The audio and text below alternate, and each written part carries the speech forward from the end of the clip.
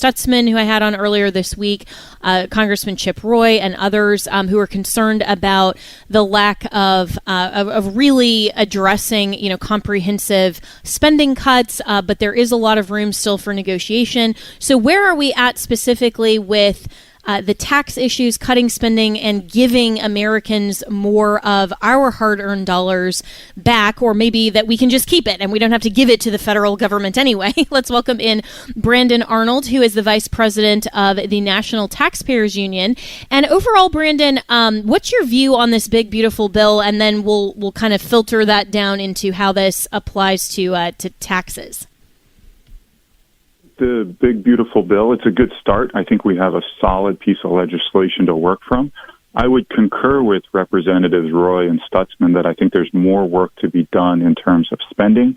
We are facing a crisis when it comes to our national debt right now. We cannot morally or economically impose this kind of debt burden onto future generations. So I think we need to do more there to cut spending and get rid of some of the clutter in the tax code, like these green energy credits. I think we need to be more aggressive there. But I do think we've made a good first start in making permanent tax policy, making sure we're not seeing a $4.5 trillion tax hike that would absolutely wallop the economy and hurt small businesses, hurt American families just dramatically. So it's a great start. I'd like to see some more refinement and some more work to perfect this bill. We're never going to get, of course, to a perfect bill, but I think we can improve upon what is a very strong initial step here. So ideally, then, what could Congress contemplate that would make this stronger? The first thing I would do, these green energy credits, which I just referenced, these came about from the Biden administration. They're a big Inflation Reduction Act, the worst named piece of legislation in American history. This phases out those credits. I would get rid of them immediately. I know that's a difficult thing to do politically because some companies have already started to utilize them. But the longer you let these credits linger, the more likely they are to survive in the long term, because you're going to find a sympathetic Congress or a sympathetic president down the road that allows them to continue, maybe even makes them permanent. So the sooner you can rip these out of the tax code, the more likely you're going to have a durable effect. And we're talking about possibly $1 trillion in savings for American taxpayers if we can get these out of the tax code as quickly as possible. That can be used for deficit reduction. That can be used to grow the economy with better tax policy. There's a lot of better things that we can do besides subsidizing electric vehicles for wealthy Californians. Yeah, and I think the vast majority of Americans would agree with you on that. I'm speaking with Brandon Arnold, who's the vice president of the National Taxpayers Union. So where is Congress in all of this? Because it seems like, at least from all of the reports, that there's no great enthusiasm to actually have any kind of spending cuts. It's a lot of justifications of their own pet priorities, and it doesn't seem like there's a lot being done to actually fulfill the Trump mandate when it comes to taxes and some of these other priorities. Yeah, you're absolutely right. Everybody is in favor of spending reductions in the abstract. We all want to make the government smaller, particularly on the right side of the ledger. We all say, yeah, let's cut spending. Let's make the government smaller. But then when we get down to brass tacks and we talk about actual proposals to do so, then people get a little weak-kneed. And we're certainly seeing that in Medicaid. There's a lot of even Republican senators that are like, oh, maybe we shouldn't allow this. Maybe we should allow this money laundering system that states have set up to bilk the federal government out of billions of dollars. Maybe we should allow that to persist. Maybe we shouldn't crack down on the waste and fraud in Medicaid because it is helping certain folks out there, certain special interest groups, even though Medicaid is spending over $30 billion a year in improper payments that shouldn't be going out the door. So that should just be the tip of the iceberg here. But it's really hard to cut spending, and that's unfortunately why we have a nearly $37 trillion national debt and growing, because it's tough to do that spade work. Yeah, and I think you're absolutely right that everybody, at least on the conservative side, is for spending cuts in the abstract. But then when it comes actually down to it, then they're like, well, wait, don't cut this, don't cut that. And I mean, it seems almost like your household budget where, in theory, yeah, you want to save a lot of money, but then when it's like, okay, are you going to cut back on, some of your snacks? Or are you going to cut back on, some of these, like your Netflix account or your Disney Plus account? No, these are priorities, So, I mean, even on like the micro level of just a family budget, you can see how the Republicans with their kind of pet items don't want to cut some of this spending. So where are we at, though, on the whole no tax on tips? I mean, this was a kind of a big, a little bit odd, I think, move that Trump campaigned on, maybe, more to get the hourly worker to invest in his campaign. And yet a lot of people who were looking at this type of policy said, well, why should only tipped professions be able to keep 100% of their earnings? Why wouldn't this be structured a little differently so that everyone could benefit? Yeah, and I totally agree with that. Obviously, we want to help working class Americans right now, but what we're talking about is a pretty narrow band of workers that actually collect tips in a significant way. About 8% of 8% of tips of hourly workers and about 4% of salary workers get tips, a meaningful amount of tips, and would stand to really benefit from this policy. What I would like to see, I just don't like the idea of giving a big tax cut to the server and the bartender in the restaurant, but not really a meaningful tax cut to the host or the dishwasher or the kid that sweeps the floors. If we're going to provide tax relief, and I very much think that we should, I would much rather provide broad-based relief, because all those people in the restaurants are working their tails off, and they all deserve to have a lower tax burden as a result of that. So that's why I generally favor lower taxes across the board than targeted provisions like no tax on tips or no tax on overtime or some of these other more focused tax policies.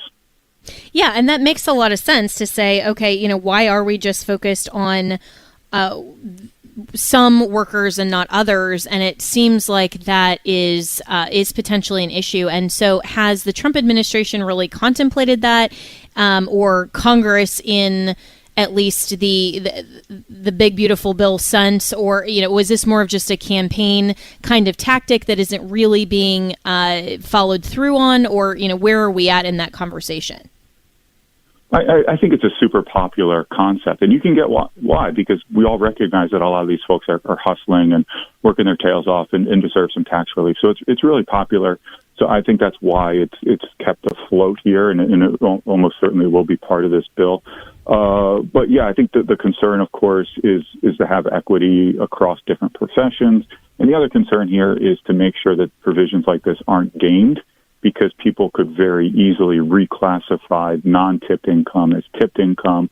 People could game the system on the overtime front as well.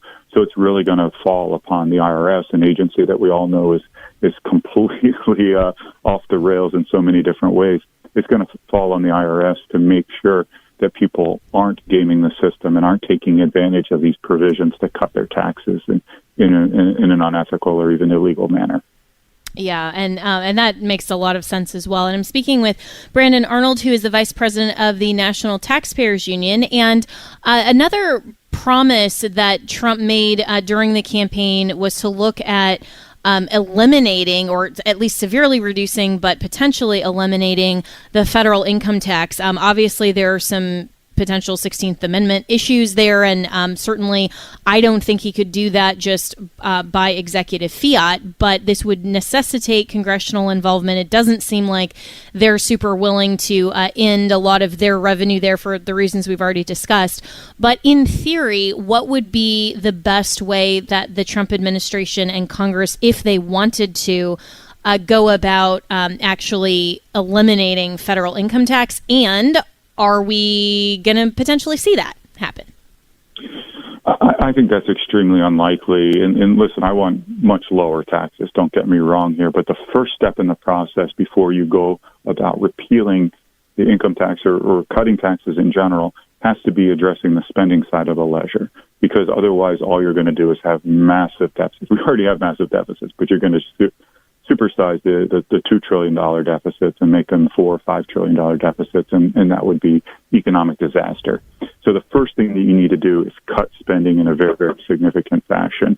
And then you can talk about having that fiscal space where you're not running all this red ink to talk about maybe eliminating or scaling back the income tax. But I do think that is a bit of a pipe dream. The only way you could really generate sufficient revenue to keep the government operating would be something like a national sales tax, or maybe a VAT, a value-added tax, which a lot of European countries rely upon. So there'd be a huge disruption there, and I don't think that is politically feasible. I think what is more likely is to move in the direction that we did in 2017 and are hopefully doing now, and that is simplifying the tax code, lowering rates, making the tax burden much, much less significant on American families. And all of that, it seems to be more reasonable and rational. And so where should American voters, I mean, as we're kind of sitting here just waiting for Congress and Trump to do all of these things, we're also looking at the state of the economy. There's a lot of concern, even though the tariff and trade wars seem to be going reasonably well, even more than they were perhaps a month ago. But where should we be spending our energy and time and focus on some of these issues instead of maybe just sitting back and kind of waiting? Yeah, I think it's much easier to cut taxes than it is to cut spending, as we touched on earlier. And the people that are trying to cut spending, you mentioned a couple of them, Chip Roy and Marlon Stutzman. There's a real hardworking band of warriors out there in the House and to some extent in the Senate trying to cut spending. They're in an uphill battle. They need the support of their constituents. They need people out there steeling their spine and making sure that they can be successful in this effort. If we can cut spending in a significant fashion, then all of the tax policies, the pro-growth tax policies that are absolutely critical, become a lot easier because we have that fiscal space. So helping those members, giving them the support that they need, politically speaking, saying nice things about them, not beating the snot out of them when they do town hall meetings, which we've seen far too often. Those kinds of things are absolutely invaluable to changing the dialogue that's taking place in Washington right now. Yeah, and changing that dialogue is no easy task. And so overall, in just the last few minutes I have with you, Brandon Arnold, and appreciate your time here. You know, we touched a little bit on, or at least just mentioned, the trade negotiations and the tariff issues and all of that. How ultimately does that impact the economy, and then kind of fold into this whole conversation on taxes? Yeah, we have a long way to go on the trade front, and it's good to see some progress being made with the UK and with China. We got a long way to go because, you know, right now the economic model suggests that the harmful impacts of the trade war as it stands now could counteract entirely the benefits of the tax bill that's moving. You know, these are tariffs, these are taxes that impact workers, they impact businesses, they make it harder for us to manufacture things, it makes it harder for farmers to fertilize their crops, to buy farm machinery and so forth. So I'm a big fan of getting to zero tariffs. I think the president has said he wants to do that. Let's get these negotiations moving along as quickly as possible. Let's create good deals that open up markets for our manufacturers and farmers and drive down the cost for consumers here. The quicker we can do that, the more success we're going to have as a country and the more economic prosperity we're going to see. And so in your view, is Trump doing the best thing? The right thing may be a matter of kind of time and waiting to see, but is he doing the best thing currently overall with some of these negotiations? Well, my preference would be to pause all the tariffs across the board in their entirety while we hash out these deals, because as long as some of those tariffs exist and they're in a much smaller fashion than originally announced, it's kind of like driving the car with the parking brake on. Yeah, you can still do it, but it's going to go a little bit slower and it's going to cause some automotive problems. But, if we can suspend these and then craft those deals, I think are going to be more long-term, more durable policies that are going to open up those markets for our businesses. I think that would be the best way to proceed. So I would change things a little bit. And, the sooner we can get these trade deals locked in, though, and completed, the better off our economy is going to be and the better off consumers are going to be. Yeah, absolutely. Well said. And where are the states in all of this as well? I mean, there's been obviously a national conversation, but it's definitely state level. In my home state of Florida, with Governor DeSantis and trying to eliminate property taxes for Floridians that would help us specifically. But there's a lot that the individual states can do, even if Congress doesn't act to cut spending, and there's not really a lot of relief on the federal level. How much is state involvement important? Yeah, it's absolutely huge. And what you're seeing DeSantis doing, much to the chagrin of New York and New Jersey and other states, is create good tax and spending policies that have attracted millions of people to move to their state. Florida is now bigger than New York. That wasn't the case years ago. And it's because he is not just creating good tax policy and eliminating the property tax, which is a beautiful thing to do, but he's also spending on a per-person basis about half of what states like New Jersey and New York are spending.